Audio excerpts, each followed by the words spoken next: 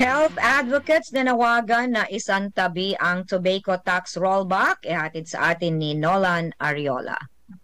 Maraming salamat mga kapanalig na nanawagan ang Syntax Coalition kay Secretary Ralph Recto na harapin ang civil society at pakinggan ang kanilang mga posisyon tungkol sa House Bill 11279 ni Representative Christine Mehan Singson na binabawasan ang sin taxes o buwis sa tabako at vape.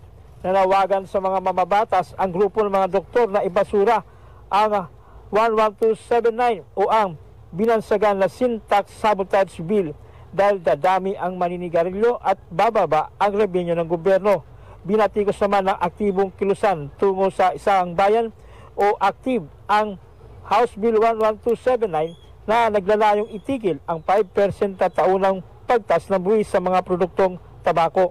Nanawagan din ang active na panagutin ang mga mababatas at namumuno sa iba't ibang ahensya ng pamahalaan na taasang nakikipagsabuatan sa industriya ng tabako. Pag binabayaran lang natin yung mga pagpapagamot, wala akong kwenta yan. Kailangan po dyan maayos na health promotion at kasama po dyan ang tobacco control. Ngayon po, pag pinapababa natin yung effects ng tobacco tax, malaki po ang impact niyan sa disease burden. No? In the end po, kahit po magmahalan yung mga PhilHealth packages, tumaas yung mga sinasubsidize nila na sa mga sakit, no? Yung kahit lumaki yung subsidiya nila sa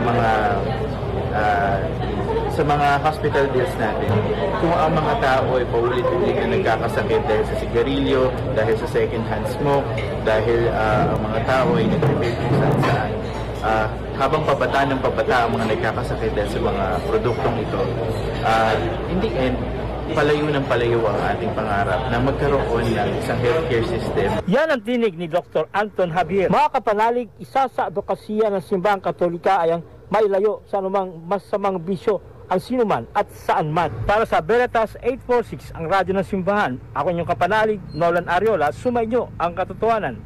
Ronda Veritas Report. Ang inyong mga kapanalig sa umaga. Ako po si Jing Manipula.